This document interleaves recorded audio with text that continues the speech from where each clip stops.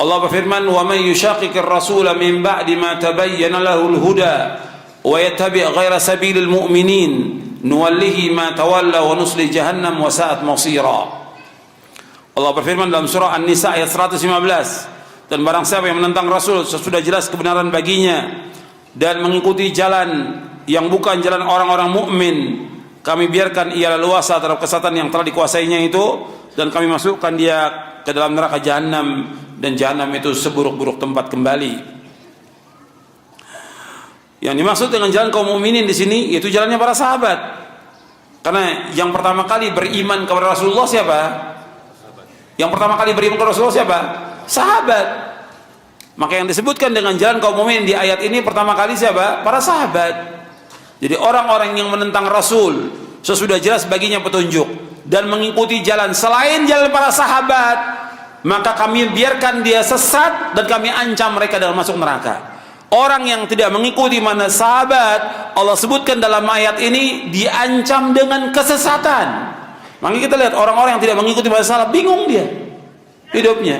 Dia akan mengikuti firqah yang sesat, pemahaman yang sesat, aliran yang sesat, golongan yang sesat, yang dia tidak tahu kemana akan dibawa, nggak tahu dia. Tapi kalau dia mengikuti para sahabat, jelas dalilnya Quran, dalilnya Sunnah, kemudian juga pemahaman para sahabat yang mereka sudah amalkan. Kalau ada orang mengatakan firqah-firqah yang lain juga mereka membawakan dalil, betul, dalil yang dibawakan betul atau tidak.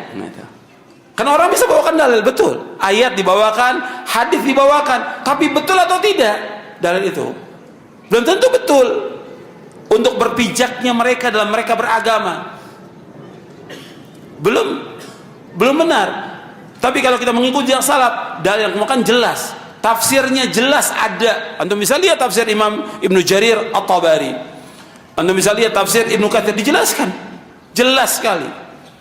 Tapi ketika menyimpang, maka dalil yang diambil sembarangan, kadang-kadang juga riwayat-riwayat yang lemah, bahkan palsu. Dalil betul dibawakan, tapi dalil yang dibawakan belum tentu benar, belum tentu sesuai dalil. Jadi kalau mereka kata mereka juga pakai dalilnya lihat tuh benar atau tidak. Kemudian bagaimana penjelasan para ulama tentang dalil itu, dan bagaimana penjelasan para ulama tentang hadis itu, syarahnya gimana, harus jelas. Kalau tidak, ya sesat. Seperti yang kita lihat sekarang ini, banyak umat yang sesat, bingung dia. Karena apa? Nggak tahu kemana dibawa oleh para dai-nya, para ustadznya.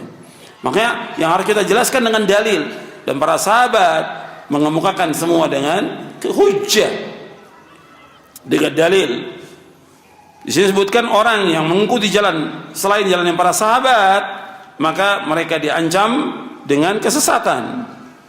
Karena para sahabat ini mereka langsung mendengarkan ayat dari Rasulullah SAW, mendapatkan khitab yang langsung, dan mereka mengobati ketidakjelasan yang terjadi dalam diri mereka dengan bertanya langsung kepada Rasulullah SAW secara baik, dan Rasulullah SAW menjawab pertanyaan dengan mereka dengan sebaik-baik jawaban, dan menjelaskan kepada mereka dengan penjelasan yang paling sempurna, sehingga mereka pun mendengarnya, memahaminya, mengamalkannya, memperbaikinya, menghafalnya, menetapkannya, menukilnya, dan mereka semuanya adalah orang-orang yang jujur.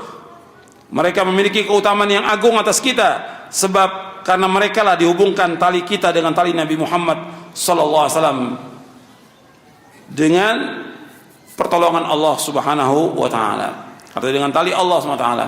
Bahwa Allah berfirman, "Wa'tasimu bihablillahi jami'an wa la tafarraqu." Hendaklah kalian berpegang dengan tali Allah semuanya, dan jangan kalian berpecah belah. Berpegang dengan tali Allah, ya berpegang dengan Al-Qur'an dan sunnah Nabi menurut pemahaman para sahabat radhiyallahu anhum ajma'in. Ayat ini menunjukkan bahwa menyalahi jalannya kaum mukminin sebagai sebab seorang akan terjatuh dalam jalan-jalan kesesatan dan diancam dengan masuk neraka. Ayat ini juga menunjukkan bahwa mengikuti Rasulullah SAW adalah sebesar-besar prinsip dalam Islam yang mempunyai konsekuensi wajibnya umat Islam untuk mengikuti jalannya kaum mukminin. Sedangkan jalan kaum mukminin pada ayat ini adalah keyakinan, perkataan dan perbuatan para sahabat radhiyallahu anhum ajma'in. Karena ketika turunnya wahyu tidak ada orang yang beriman kecuali para sahabat. Seperti firman Allah Ta'ala, amana ar-rasulu bima unzila ilaihi min rabbih wal mu'minun. Ya, Rasul Muhammad telah beriman kepada apa yang diturunkan Allah kepadanya, itu Al-Quran dari Rabbnya. Demikian juga orang-orang yang beriman. Yang dimaksud orang beriman di sini siapa? Para sahabat radhiyallahu anhum ajma'in. Jadi ayat ini menunjukkan bahwa mengikuti jalan para sahabat dalam memahami syariat adalah wajib, dan menyalahinya adalah kesesatan. Untuk bisa lihat dalam Basair Dawi Syarab Bisyarah Marwiyati Manhajis Salaf. Dan banyak lagi keterangan para ulama tentang ayat ini. Jadi mengikuti para sahabat hukumnya wajib dengan dasar ayat Al-Quran, dan dalilnya banyak di buku ini. Saya pikir cukup karena nggak semua bisa dijawab. Mudah-mudahan bermanfaat buat kita semuanya kajian ini, dan antum baca lagi di rumah. Mudah-mudahan Allah memberikan rahmat, memberikan barokah kepada kita, dan juga menetapkan kita di atas Quran wa sunnah ala fahmi salaf sampai kita diwafatkan oleh Allah Ta'ala. Kurang lebihnya saya mohon maaf. Wassalamualaikum Muhammadin sallallahu alaihi wasallam. Subhanakallahumma bihamdik asyhadu an la ilaha illa anta astaghfiruka wa atubu ilaik. Assalamualaikum warahmatullahi wabarakatuh.